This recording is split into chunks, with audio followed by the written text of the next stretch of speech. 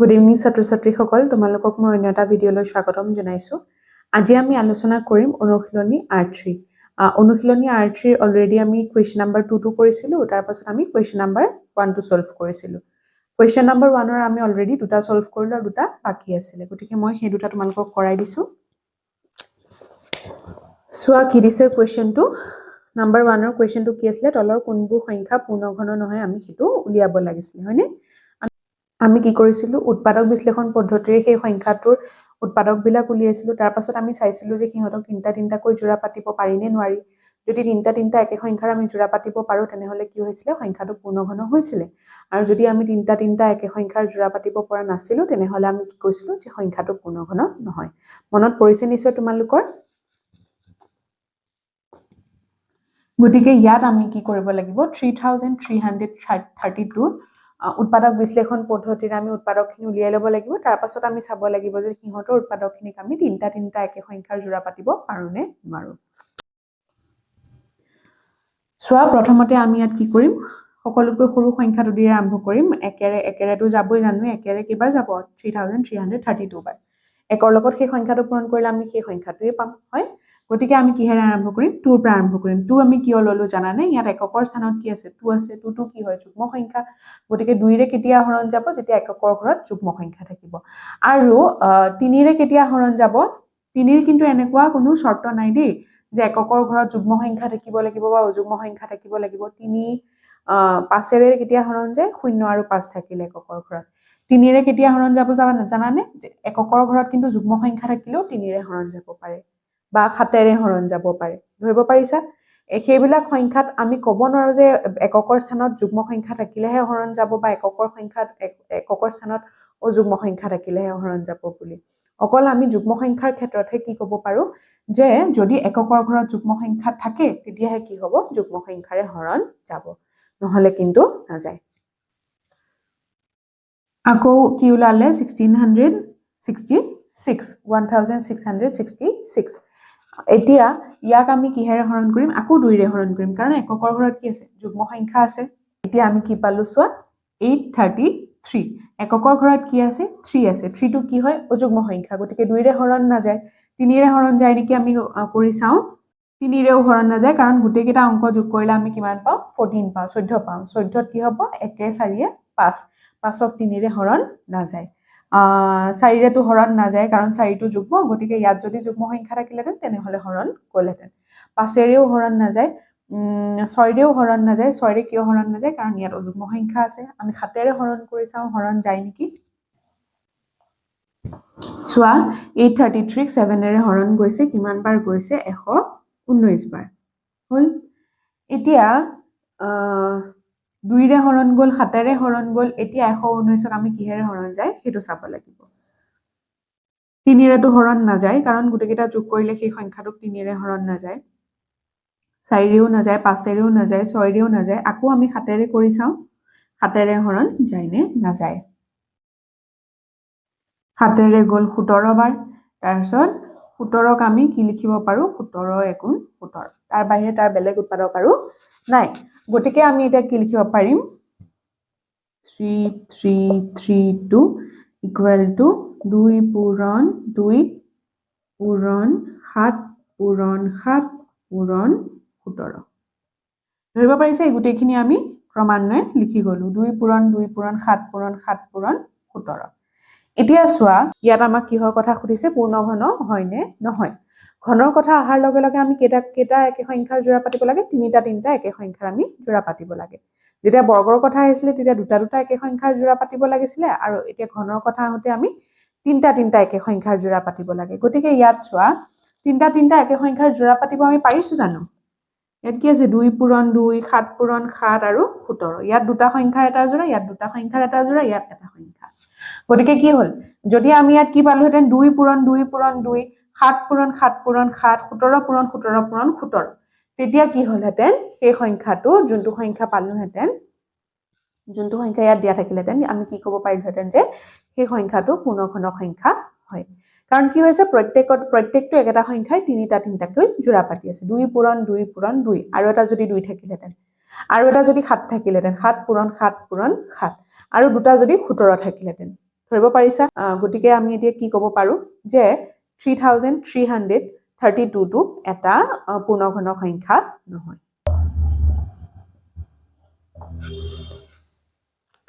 clear হৈছে তোমালোকৰ চাই লোৱা এবাৰ বুজি পাইছান নাই এতিয়া আমি যাও লাষ্টৰ অংকটো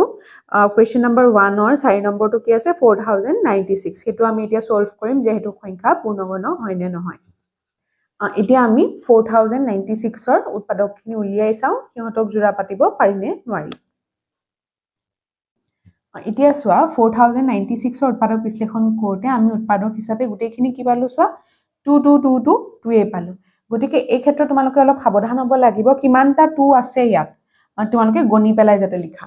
হয়তো খেলিমেলিও লাগি যাব পাৰে তোমালোকে এটা কাম কৰিবা এনেকে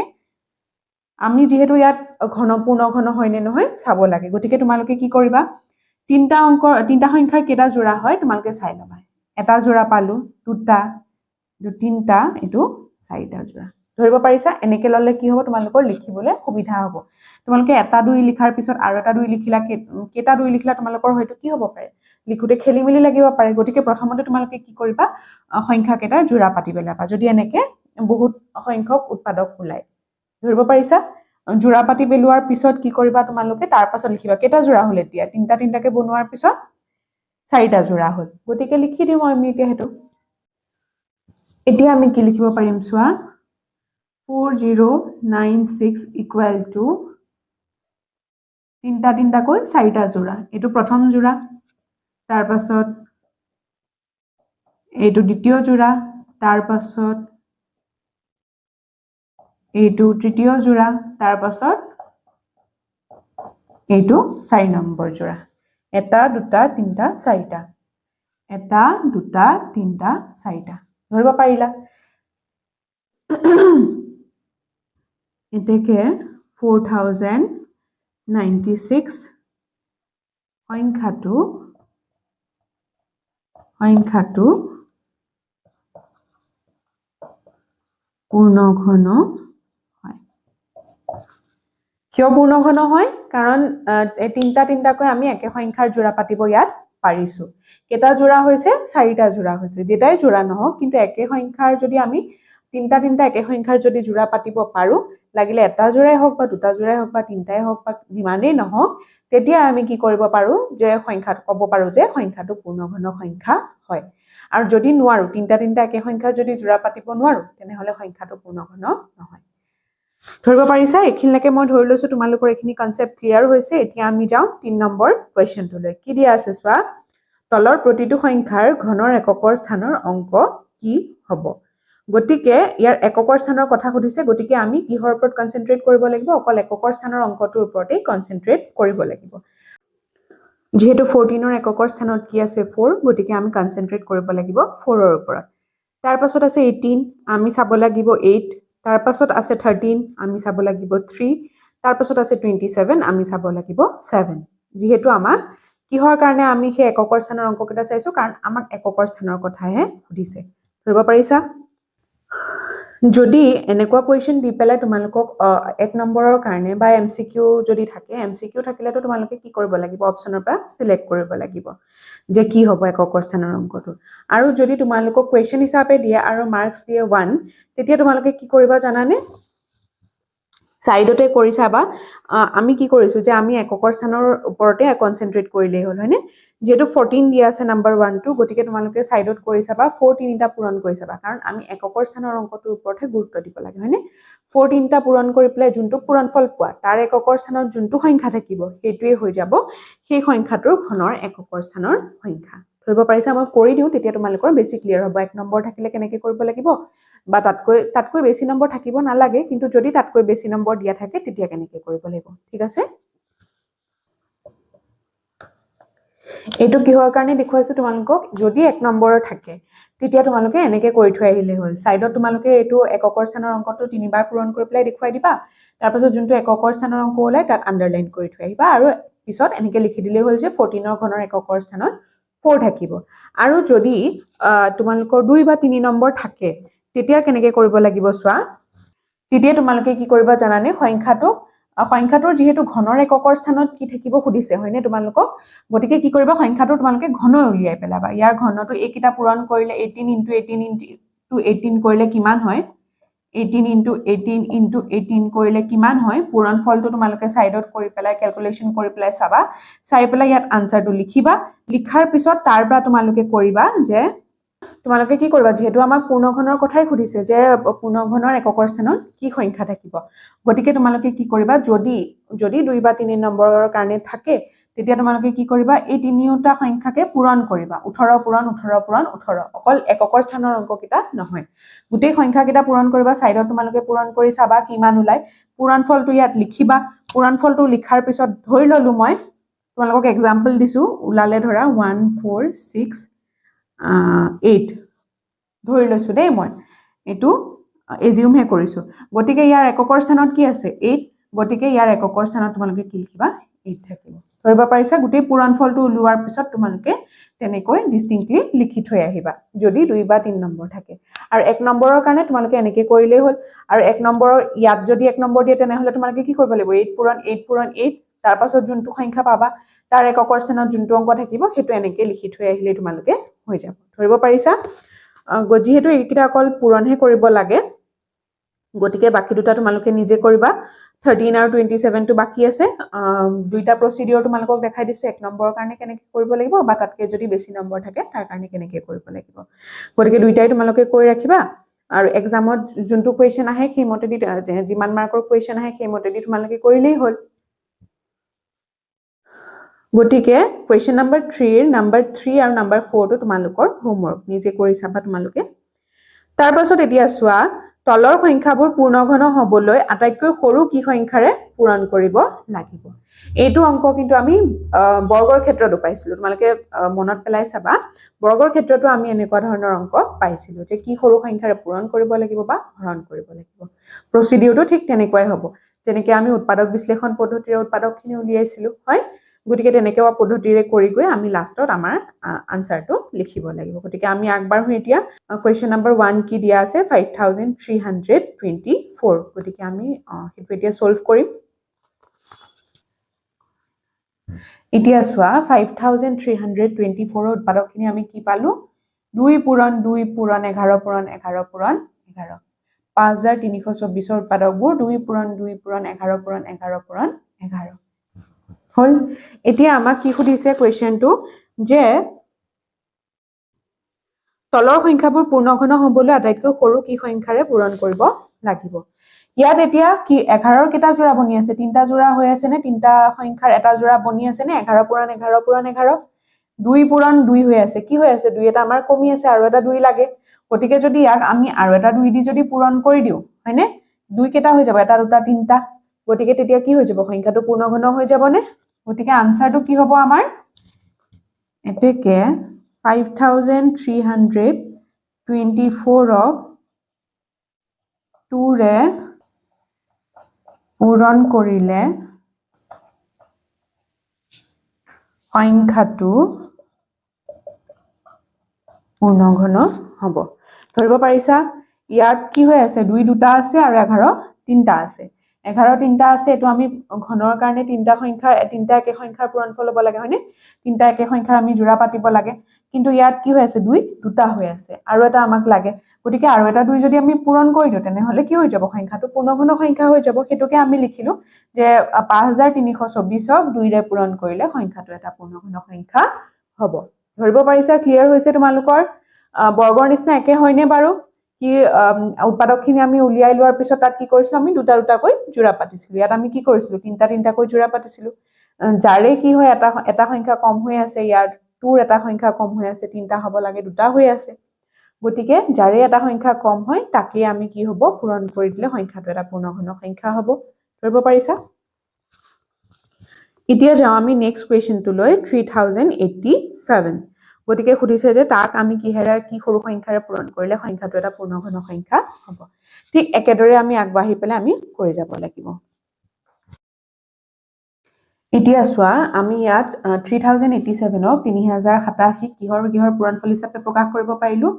3 পূৰণ 3 পূৰণ 7 পূৰণ 7 পূৰণ 7 ইয়াতে আমাৰ কি হৈ আছে 7ৰ কেটা সংখ্যাৰ জোড়া পাতিছো আমি 3টা জোড়া পাতিছো হয়নে কিন্তু 3ৰ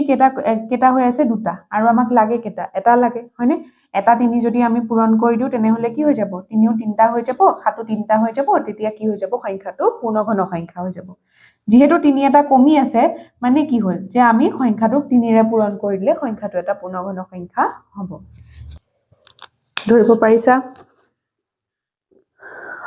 আৰু ইয়াৰ দুটা বাকি আছে 3125 আৰু 648 এই দুটা মই তোমালোকলৈ এৰিলো তোমালোকে কৰি চাবা যদি কিবা কনফিউজন থাকে মোক তোমালোকে খুদিবও পাৰিবা কমেন্ট বক্সত আৰু নাইবা কি হ'ব মই নেক্সট ক্লাছত তোমালোকক অংককিটা কৰাই দিম ঠিক আছে তোমালোকে এতিয়া মই শিকোৱাৰ পিছত তোমালোকে নিজে চেষ্টা কৰি চাবা যদি নুলায়ও চিন্তা কৰিবলগীয়া কোনো কথা নাই মই নেক্সট ক্লাছত তোমালোকক সলভ কৰি দিম এতিয়া যাও আমি কোৱেশ্চন নম্বৰ 5 লৈ ইয়াত খুদিছে সোৱা অথনি আমাক খুদিছিলে কি কোৱেশ্চন নম্বৰ 4 ত যে কি সৰু সংখ্যাৰে পূৰণ কৰিলে আৰু ইয়াত খুদিছে যে কি সৰু সংখ্যাৰে হৰণ কৰিলে প্ৰসিডিউৰটো একেটাই হ'ব তাৰ পাছত এখিনিত গৈ পেলাই লাষ্ট স্টেটমেন্টটো আমি লিখুতে অলপ বেলেগকে লিখিব লাগিব আৰু চাওতে আমি বেলেগকে চাব লাগিব ইয়াত আমি কি চাইছিলো যে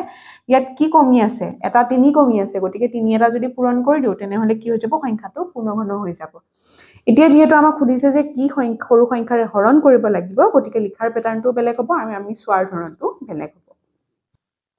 এতিয়া সোৱা আমি 10368 ক কিহৰ পূৰণফল হিচাপে প্ৰকাশ কৰিব পাৰিলো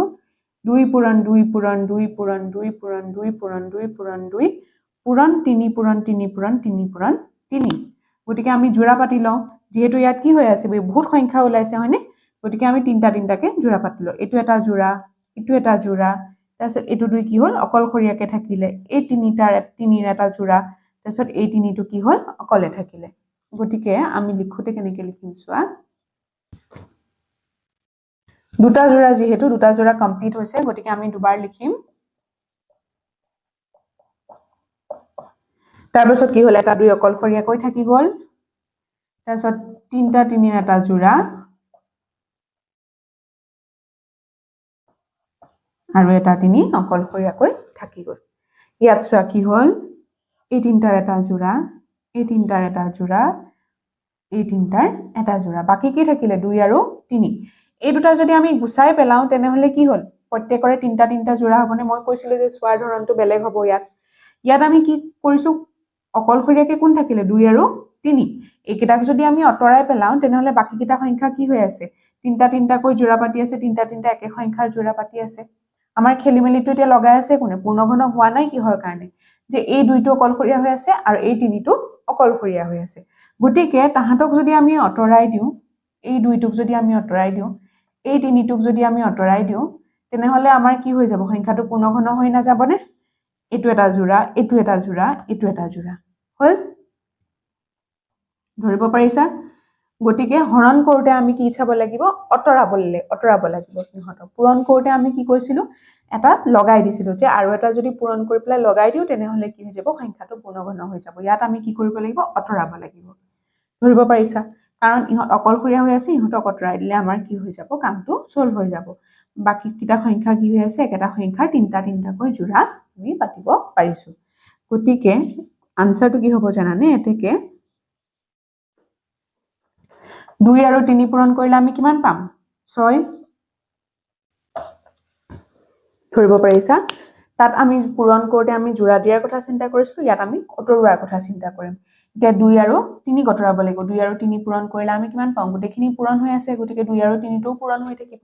2 আৰু 3 পূৰণ কৰিলে আমি কিমান পাম 6 গতিকে আমি কি লিখিম যে 10368 ক 6 এৰে হৰণ কৰিলে সংখ্যাটো পূৰ্ণঘন সংখ্যা হ'ব ধৰিব পাৰিছা ইয়াৰ পিছত মই তোমালোকক কৰি দিছো question number 3 টো বাকি 2 আৰু 4 টো তোমালোকে নিজে কৰিবলৈ চেষ্টা কৰিবা যদি নোৱাৰা কোনো কথা নাই নেক্সট ক্লাছত মই কৰাই দিম 3 নম্বৰটো আছে কিমান 5000 গতিকে হেতু মই তোমালোকক সলভ কৰি দিছো গতিকে এতিয়া আমাৰ প্ৰথম কাম হ'ব 5000 ৰ আমি উৎপাদকখিনি উলিয়াই ল'ব লাগিব ছুটি হৰণ পদ্ধতিৰে গতিকে আমি 5000 ক কিহৰ পূৰণফল হিচাপে প্ৰকাশ কৰিব পাৰিলো 2 পূৰণ 2 পূৰণ 2 পূৰণ 5 পূৰণ 5 পূৰণ 5 পূৰণ 5 ধৰিব পাৰিছা গতিকে ইয়াত সোৱা আমি কেটা তিনটাকৈ জোড়া পাতিব লাগে গতিকে তিনিটা সংখ্যাৰ এইটো জোড়া পালো 2 পূৰণ 2 পূৰণ 2 তাৰপিছত 5 পূৰণ 5 পূৰণ 5 এইটো কি হৈ আছে বেছি হৈ আছে নে ইয়াক যদি আমি অতৰাই দিও মুছি পেলাও বা ইয়াক আমি যদি অতৰাই দিও তেনেহলে কি হৈ যাব এটো সংখ্যাটো এটা পূৰ্ণঘন হৈ যাব কাৰণ আমি কি কৰিব পাৰিছো 2 3টা জোড়া পাতিব পাৰিছো 5 3টা জোড়া পাতিব পাৰিছো গতিকে কি হৈ যাব সংখ্যাটো পূৰণ কৰিলে যোনটো আমি সংখ্যা পাম কি পূৰ্ণঘন সংখ্যা হৈ যাব কিন্তু ইয়াত বেছি কি হৈ আছে 5 টো বেছি হৈ আছে নে তাক আমি অতৰাই দিলে আমাৰ